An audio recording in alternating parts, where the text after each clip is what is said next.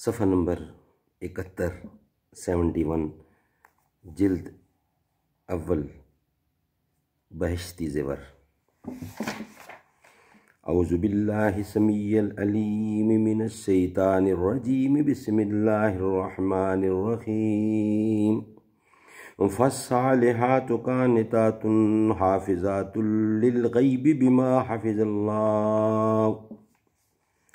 سو جو عورتیں نیک ہیں، اطاعت کرتی ہیں مرد کی غیر موجودگی میں، بحفاظت الہی نگہداشت کرتی ہیں۔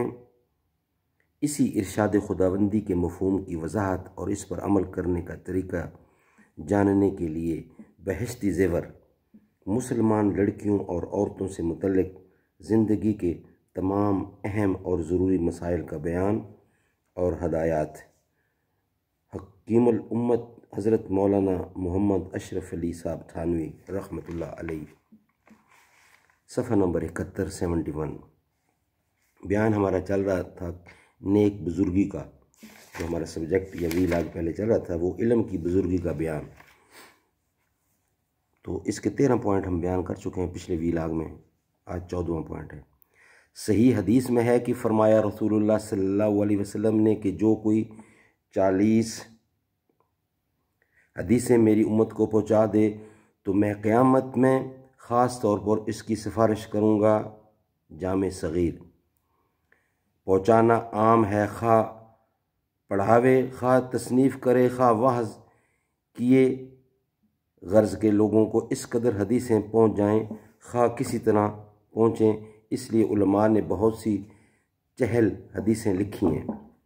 یہ مضمون بہت سے صحابہ سے نقل کیا گیا ہے، چنانچہ حضرت عبداللہ بن مسعود، حضرت عبداللہ بن عباس، حضرت انس، حضرت علی، حضرت معاذ، حضرت ابو ہریرہ وغیرہ حضرات سے مختلف الفاظ کے ساتھ روایت کیا گیا ہے۔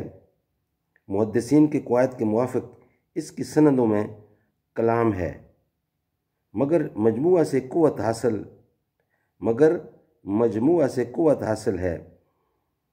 12 مقاصد حسنہ صفحہ 994۔ چنانچہ عقلی کہتے ہیں کہ محفوظ کرنا، شیء کا منضبط کرنا اور ضائع ہونے سے حفاظت کا نام ہے، چاہے بغیر برزباں یاد کرے یا لکھ کر محفوظ کرے، اگرچہ یاد ہو۔ پس اگر کوئی شخص کتاب میں لکھ کر دوسروں کو پہنچا دے وہ بھی حدیث کی بشارت میں داخل ہوگا۔ منادی کہتے ہیں کہ میری امت پر محفوظ کر لینے سے مراد ان کی طرف نقل کرنا ہے۔ کوئی مشہور محدث ایسا ہوگا جس نے چہل حدیث جمع نہ فرمائی ہو، بلکہ بہت سی محدثوں نے کئی چہل حدیثیں تصنیف فرمائی ہیں۔ موقف بھی بہت سے رسالے اس نام سے شائع ہوئے ہیں۔ آج کل چہل حدیث مصنفہ مولانا محمد زکریا صاحب شیخ الحدیث مظاہر علوم سہارنپوری خصوصیت سے قابل توجہ ہے، کیونکہ یہ پوری فضائل قرآن مجید میں سے اس کے پڑھنے سے قرآن شریف کے ساتھ خاص تعلق پیدا ہو جاتا ہے۔ اس زمانے میں اس کا مطالعہ قرآن شریف کی تعلیم کی طرف سے بے رغبتی کے ازالے کا بہترین علاج ہے۔ حضور صلی اللہ علیہ وسلم کا ارشاد ہے کہ علم 2 قسم کا ہے، ایک وہ علم جو محض زبان پر ہو، وہ بندہ کے خلاف اللہ کی حجت ہے، اور دوسرا علم وہ علم ہے جو دلوں پر ہو، وہ علم نافع ہے۔ حدیث میں ہے کہ علم اس لیے مت سیکھو کہ اس سے علماء کے ساتھ تفاخر کرو اور جہلاء کے ساتھ مقابلے اور اس کی وجہ سے لوگوں کو اپنا گرویدہ بناؤ۔ جو شخص ایسا کرے گا وہ جہنمی ہے۔ ابو داؤد نے بروایت حضرت ابو ہریرہ رضی اللہ نقل کی ہے کہ حضور اکرم صلی اللہ علیہ وسلم کا ارشاد ہے کہ جو شخص علم میں دین کو اس لیے حاصل کرے کہ اس سے کوئی دنیوی غرض حاصل کرے، وہ قیامت کے دن جنت کی خوشبو بھی نہ پائے گا۔